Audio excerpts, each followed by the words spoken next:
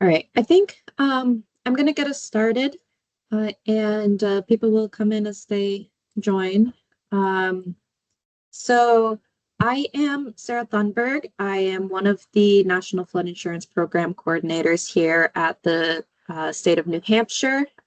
We work under the Department of Business and Economic Affairs as part of the Office of Planning and Development.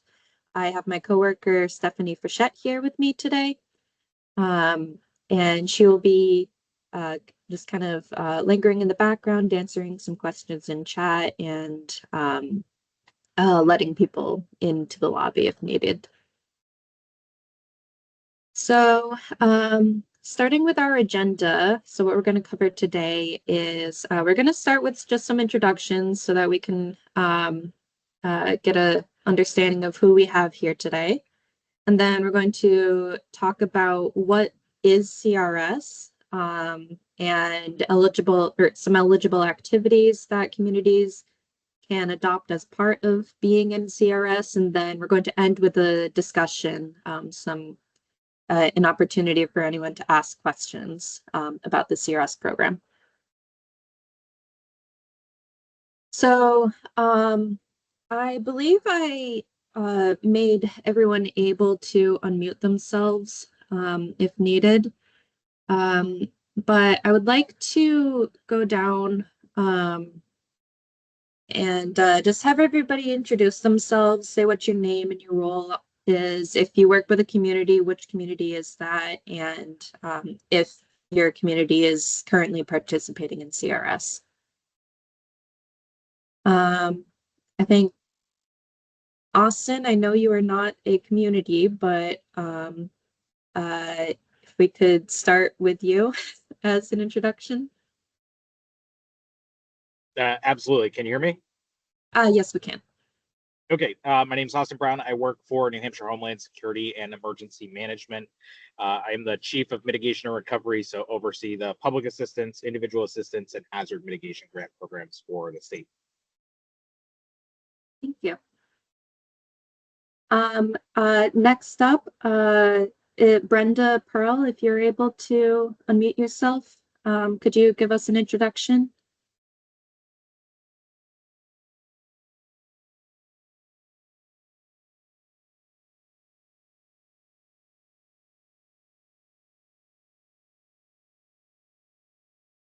And if you're not able to unmute, also feel free to put it in the chat.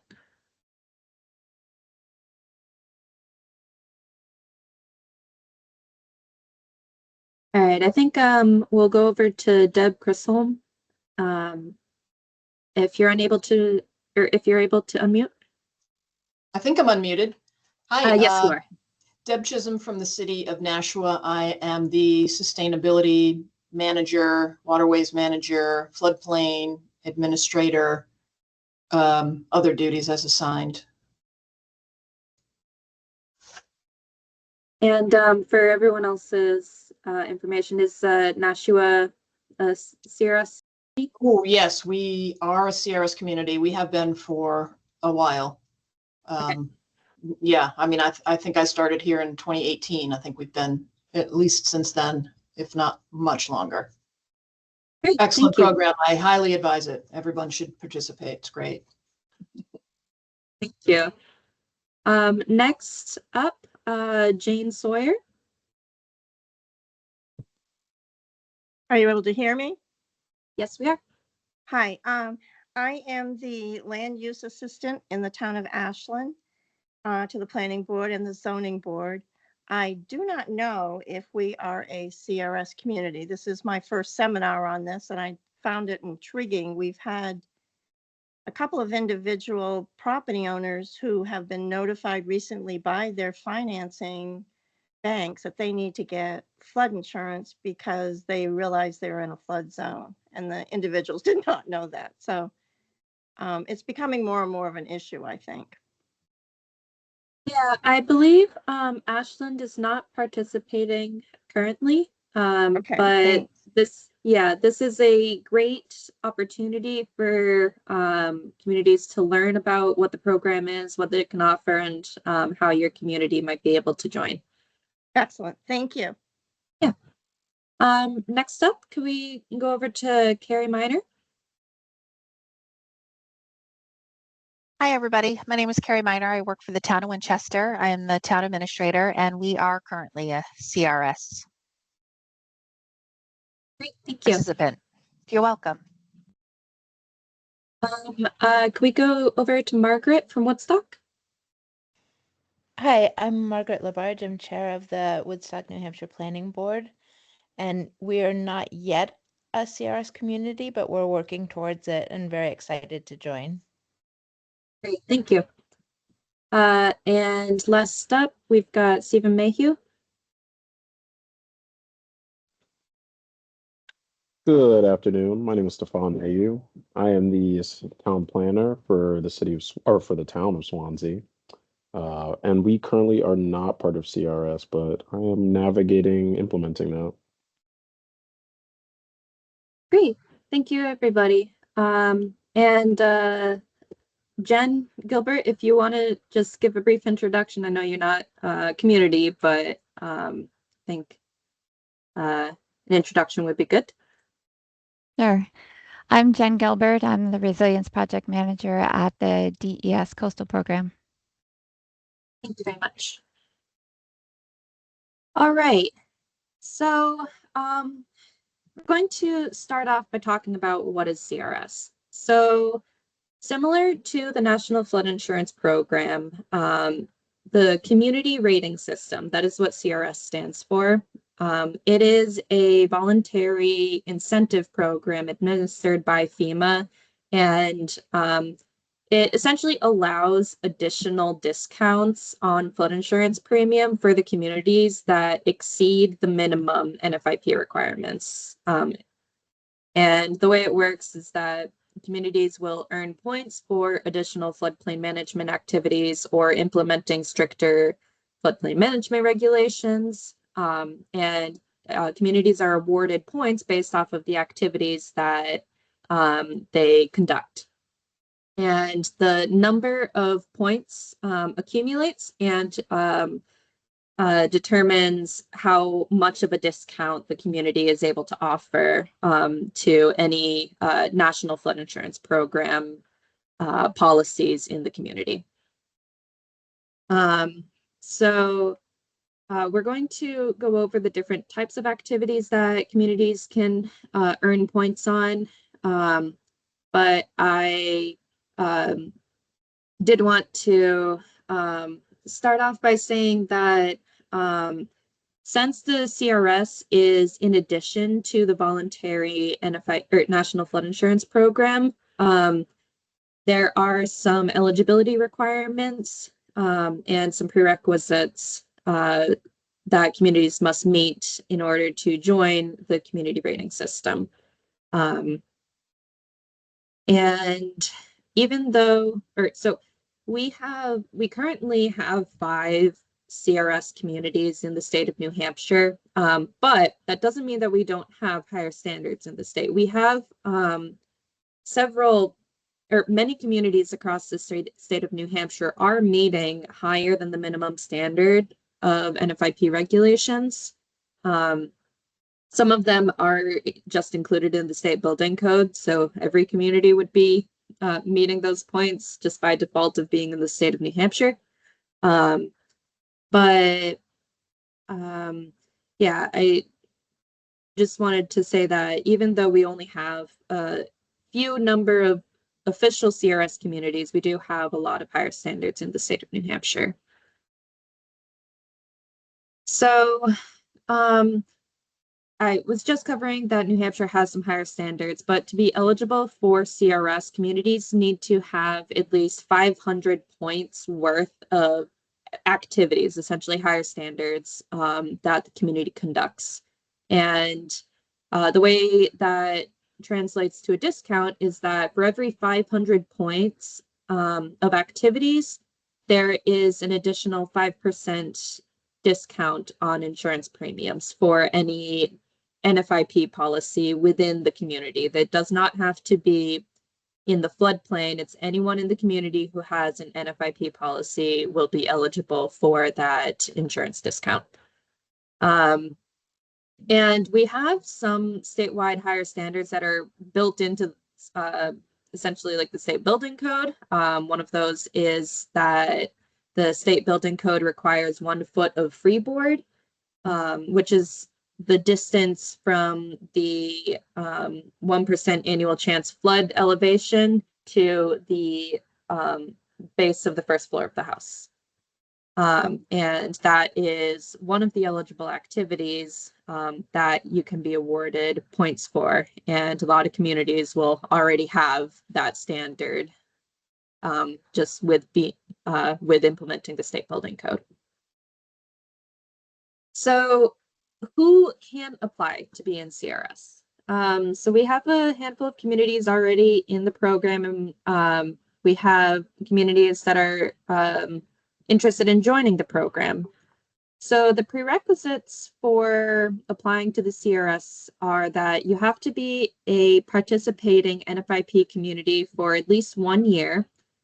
You have to be fully compliant within the NFIP. And this is verified through what's called a community assistance visit, which is where either the state, me and Stephanie, and/or FEMA will come to the community and review your floodplain ordinance, your regulations, go over some building permits, and do a tour of the floodplain to ensure and check that all development has been permitted correctly. And if we do identify any possible compliance issues, those would need to be remedied before the community can officially join CRS. And then additionally, the community has to have at least 500 points worth of activities to join the program. And we have a application letter, or I have a link here to the application letter of interest, and also the CRS quick check document, which if you're a community official, you can go through the quick check to see where your community is at in the application process and see what activities you might need to start implementing in order to progress towards joining CRS. So the CRS program is broken down into 10 classes, ranging from a 0% discount to a 45% insurance premium discount. Now, FEMA has been discussing, no official plans yet, but there's been a discussion to kind of revamp the CRS program where communities are auto-enrolled at the 10 class, which is essentially no discount on the insurance, which is basically just the minimum NFIP, or it's basically just participating in the base NFIP. And then in New Hampshire, we currently have a couple classes of 9 and some 8 classes. So we have 5 and 10% premium discounts in the state of New Hampshire so far. Alrighty, so I'm going to start off going, I'm going to start now talking about the different eligible activities that communities can adopt to get points for the CRS program. So these are broken down into 4 categories. And the first one is the 300 series, which is all of the public information activities. On average, New Hampshire communities get about 171 points from the 300 series. We get most of our points from the 400 series, which is the mapping and regulations. And then we have about 176 points on average from flood damage reduction, the 500 series. And then the 600 series warning and response is generally where New Hampshire communities are receiving the least amount of points for CRS. And here there is a link to a master list that lists out every single eligible activity as well as the maximum number of points you can get per activity. So going into the 300 series, which is public information, so here's a list of all of the possible activities that this series that you can get points in the 300 series for. And all of these are for programs that advise people about the flood hazard and encourage the purchase of flood insurance and provide information about ways to reduce flood damage. These activities also generate data that's needed by insurance agents for accurate flood insurance rating. And generally, the 300 series activities will serve all members of the community. And these activities are keeping elevation certificates for all development in the floodplain.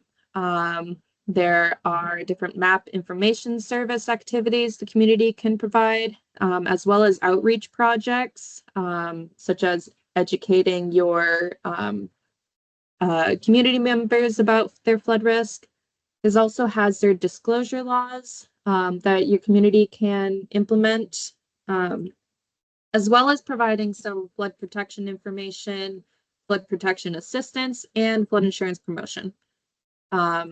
And on each of these activities, I've also listed the maximum number of points that you can get for each activity here and the average number of points that CRS communities across the nation get for each of these activities.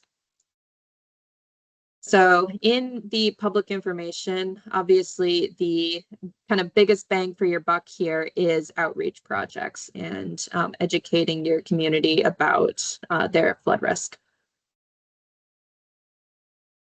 So the 400 series is are related to programs that provide increased protection to new development. These activities include mapping areas not shown on the flood insurance rate maps, which is the 410 activity. There's also open space preservation, protecting natural floodplain functions. There's also enforcing higher regulatory standards, which is the 430 activity. And that's where a lot of New Hampshire gets most of their points. And then there's also managing stormwater. And I did want to note that in the most recent update to the community rating system manual, for any communities that were implementing the stormwater management activities, I just wanted to let you know that any requirement for sea level rise has been removed from that activity due to federal executive order requirements. So in the 400 series is where New Hampshire gets most of their points for CRS communities because these ones tend to be in planning and tend to cost the least amount. So they are a little bit easier to implement. And obviously, the more open space and the more higher standards that you have, those can be, you can gather a lot of points for your community in those two activities themselves. All right, so the 500 series, which is flood damage reduction, is crediting programs for areas in which existing development is at risk. And the credits are provided for comprehensive floodplain management plans, that is the 510 activity, as well as relocating or retrofitting flood-prone structures, that is the acquisition and relocation. And the 530 series is flood protection. So essentially like good culverts and your drainage systems, and also drainage system maintenance. Now, these ones tend to be a bit more costly for the community because they are focused on infrastructure and infrastructure maintenance and purchasing land and relocating people. So these ones can be a bit more of, a bit more of an investment for communities, but they do provide a substantial decrease and a substantial layer of protection for the flood hazard in your community.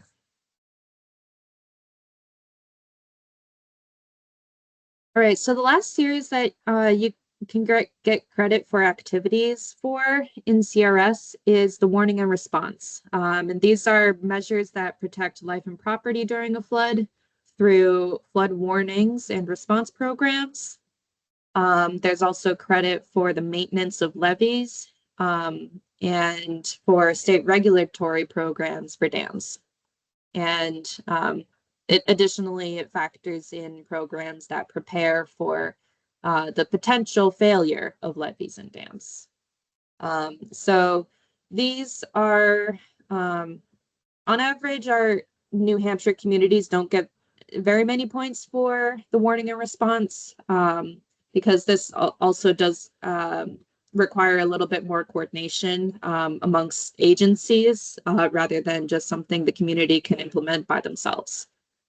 So that's kind of an overview of all of the possible activities that you can get points for in CRS. And there is I printed out the master list. This is what it looks like of all the different activities that communities can implement. Yeah, again, I linked that the master list on the slides, and these will be available afterwards. So I wanted to just talk about some resources that are available for your education on the CRS program. So there is a CRS coordinator's manual, and it essentially explains in detail how to implement each of the activities and how the points are awarded and scored for each activity.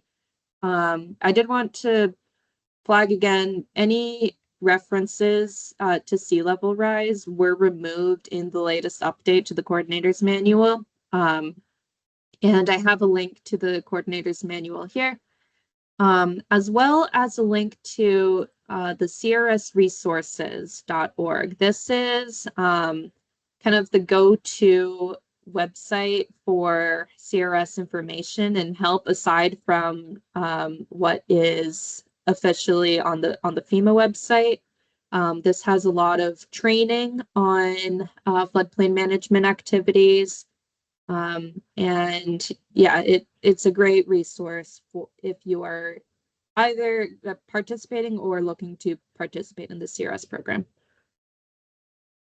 So I know that was I didn't want to go into too much detail on exactly what counts for every activity, but I wanted to give a general overview of the activities possible within the CRS program.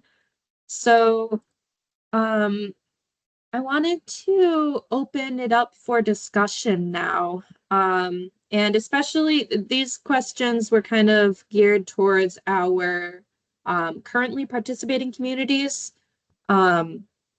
And I just wanted to ask our participating communities who you normally work with for the CRS program and what your experiences have been.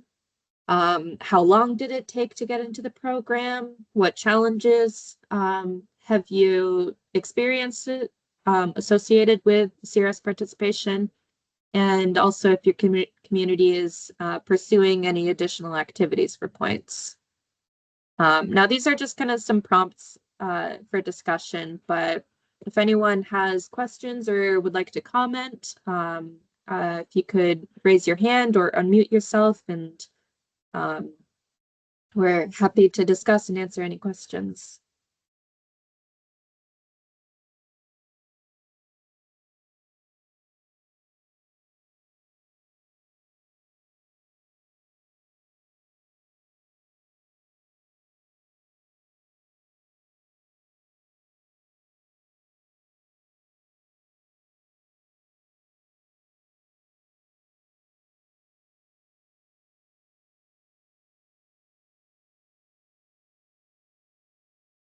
So I don't see any questions or hands raised yet. But I wanted to say that I know some of you are interested in joining the CRS program, and the timeline for that, just to give you a general idea, is it generally takes a while to join CRS because it involves passing a full audit. And then also I have not personally ever signed anyone up for CRS because there is the someone called the ISO who kind of normally just focuses solely on CRS. But I know that the back and forth between like getting regulations and getting the audit can take a year or more. So just I wanted to let anyone know who is planning on joining the CRS program that to expect it to take a year or more. Like this is not something that's going to happen by next month or anything.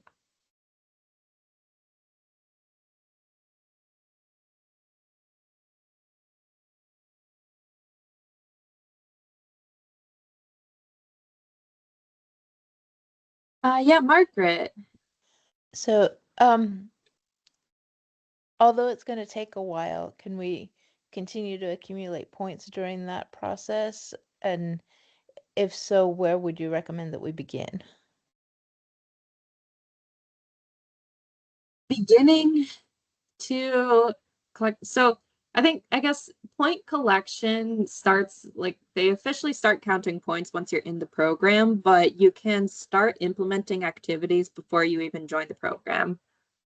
So the freeboard requirement is honestly kind of like a free card for being in the state of New Hampshire. As long as you implement the state building code, there is at least 1 foot of freeboard. Me see.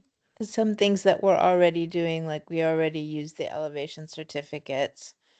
We already have an opt-in system where we notify people of likely floods or upcoming floods, warning people to stay in their houses, things like that. Yeah, so all of that I don't know exactly how many points will be awarded because that is the CRS coordinator who normally handles that. But I will say that you do get points for all of those activities. One of the big activities that a lot of New Hampshire communities get several hundred points for is the open space preservation. I'm not sure how much Woodstock has as open space preservation, but that also includes Woodstock is almost all national forests, so yeah. So under the open space preservation, there is preserved open space, deed restriction, natural functions open space, special hazards open space, coastal erosion open space. That obviously that wouldn't apply to Woodstock. Open space initiatives, low density zoning, and natural shoreline protection. I'm not sure where national forest would fit into that. That is a great question for the ISO. Sarah, the federal lands would not be included because the community doesn't have any say over that land. Okay, thank you. So, Jen, then I guess if a community such as Woodstock has a lot of their federal land, would natural shoreline protection be one of the larger areas they could use for open space preservation, like along the rivers? Yeah, if they have a buffer regulations that preserve areas along riverine areas, that would We do count. have that, yeah. Yeah, so that would likely also you would likely be getting points from that. And I'm sorry I can't answer exactly how many points you're going to get for each activity No, right well, now. obviously you don't know exactly. Yeah. Well, there But is the quick tool check, the quick check quick that check can tool, kind of yeah. help you just determine how many points a community would have. And that's usually, well, it had been when I was doing it, one of the things that you would submit to FEMA along with your letter of interest so that they Right, could yeah. see how many points you think you're implementing. Yeah, and I know Sarah was gonna help us to get that information on the prior loss data, which is the one thing that's been holding us up to this point. So once we have that, we should be able to move forward. Yeah. Thank you. You're welcome. Any other questions from any other communities or comments anyone wants to make?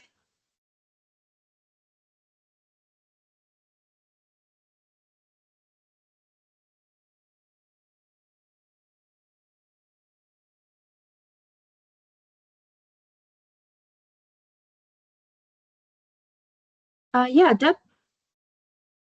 As a community, Nashua, as a community that is a CRS community, I will just say, I'm happy that we're able to provide. I think our rating is an 8, so it's a 10% discount for folks, and they're always happy to know that there's a discount associated with our involvement in the program. But I will say it's not a one and done. It's not a sign up, do all your paperwork and all your auditing, provide it, and you're in. And so just to be clear that every year you've got to sort of go back and review what's been done. Were any properties, substantially improved or built in the floodplain? And just making sure that you're sort of keeping up with what you had sort of said your community did. And then every 5 years, you get the infamous cycle visit, which really requires you to dig deep for information that sort of may have lapsed or may have been, upgraded or renewed every couple of years. And I will say that with Nashua, most of the work that I do to get any of that information sort of up to date, we work very closely with our building department so that we know which, if any, homes. I mean, thankfully, we really haven't had any since I've been here. No new homes built actually in the floodplain, thankfully. And we also work very closely with our emergency management division relative to our hazard mitigation plan. That really has been a very major piece of the points that we've received as far as our CRS goes. So I just wanted to put that out there for folks that are looking to get involved in this program, that, just make sure that you're ready to have somebody that's designated to continue carrying out the program. It can be extensive at times when it's the cycle visit. The annual paperwork does not really take all that long. As long as you're, again, staying up to date with, what's going on in your community, you're probably fine. Do you recommend keeping like all your elevation certificates and permits and all that documents handy? Just in preparation for your verification visit? Oh, absolutely. Absolutely. And I mean, fortunately, we, again, we haven't had that here in Nashua. But that's coordinating with our building department to know they put up a red flag when they have somebody come in saying, oh, I want to build my garage over here. It also, that type of work is also something that's overseen by our local conservation commission, because if you're in the floodplain, you're probably in a wetland or a wetland buffer. And so there's kind of a double whammy associated with that. But yeah, it's documentation that maybe you have flyers that you send out to folks. Keep those, keep printed copies easily available, whether if you're putting something about, making sure that people are cleaning up after their dogs, and we put that on our letters that we send out to folks when it's, gets to be the spring and it's time for people to relicense their dogs. We make sure that we include something like that with the letter so that people know, and we hold on to that and make sure that we include that as part of our documentation with, our public outreach. Thank you very much. Thank you. That's really helpful. We're obviously a lot smaller than you are up here in Woodstock, and having your bigger city experience is a useful model for us. Well, and sometimes it is, we deal with our building department. Well, does Woodstock have a building department? Emergency management division, We have one sometimes person. we have a lot of people wearing a lot of hats here that I know the smaller communities don't necessarily have that. So I am fortunate to be in a position where I have others that will help me. I don't have to wear everybody else's hat like I know some of the smaller communities do. And I will say everyone on this call is already doing a great job of getting information and attending the trainings. And you're doing the right steps as floodplain administrators to learn as much as you can.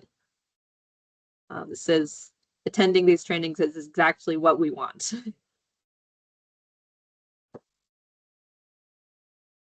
And I'm gonna give like a last call for questions, I guess. And just as a reminder, we do hold these meetings quarterly.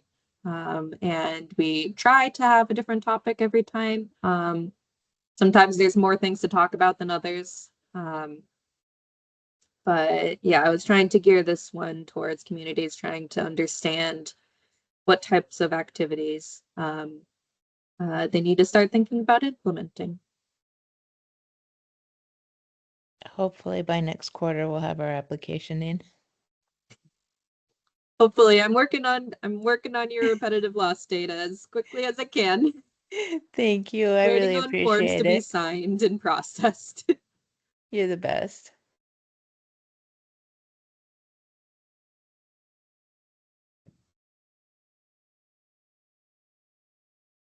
Great. Well, if there's no other questions, I'm gonna let you guys go, give you back some of your lunch hour.